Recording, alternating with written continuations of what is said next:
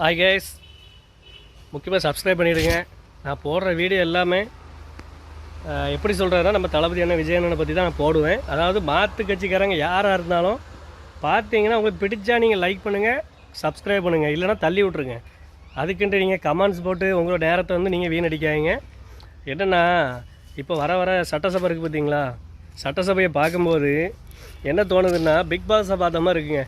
நாங்கள் big pass மொதல் season 2வது சீசன் பார்க்கும்போதெல்லாம் டிவி முன்னாடியே உட்காந்துருப்போம். எப்போ வரோம் விளம்பரம் போட்டாலும் சரி நாங்கள் அதை உட்காந்து பார்த்துட்டு தான் இருப்போம். இப்போது தளபதி விஜய் அண்ணன் உள்ளே போன உடனே எதிர்கட்சி தலைவர் உதயநிதி ஸ்டாலின் பேசுகிறதையும் பார்க்கும்போது ஒரு த்ரில்லிங்காக இருக்குது. என்ன சொல்ல வரேன்னா, எதிர்கட்சிங்கும்போது அவங்க பேசுகிறது வேறு மாதிரி இருக்குது, இவங்க பேசுகிறது வேறு மாதிரி இருக்குது.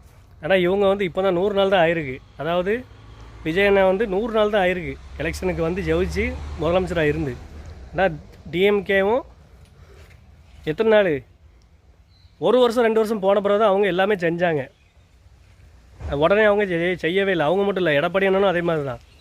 ஏன்னா கரெக்டாக செஞ்சது வந்து நம்ம புரட்சித் தலைவி ஜெயலலிதா மட்டும்தான் கரெக்டாக பண்ணாங்க. ஜெயிச்ச உடனே அவங்க எல்லாத்துக்கும் மக்களுக்கு அது இதுன்னு பண்ண ஆரம்பிச்சிட்டாங்க. இன்னொரு விஷயம் என்ன தெரியுமா அவங்களுக்கு, நம்ம இப்போ வந்து நம்ம வாய்க்கிலேயே சொல்லுவோம். அதாவது ஒரு சில கட்சிக்காரங்க என்ன சொல்லுவாங்கன்னா, ஏமாந்து விசிலுக்கு ஓட்டு போட்டாங்க அப்படி சொல்கிறாங்க. ஆனால் மக்கள் ஏமாறவே இல்லை. அதாவது மக்களை வந்து தேர்ந்தெடுத்தது கரெக்டாக தேர்ந்தெடுத்துருக்காங்க. எல்லோரும் நல்லா தான் இருக்காங்க, யாருமே எந்த குறையும் சொல்லலை. அதாவது தோல்வி பயத்தினால நீங்கள் வந்து தோல்வி அடைஞ்சிட்டீங்க, ஒத்துக்கிடுங்க.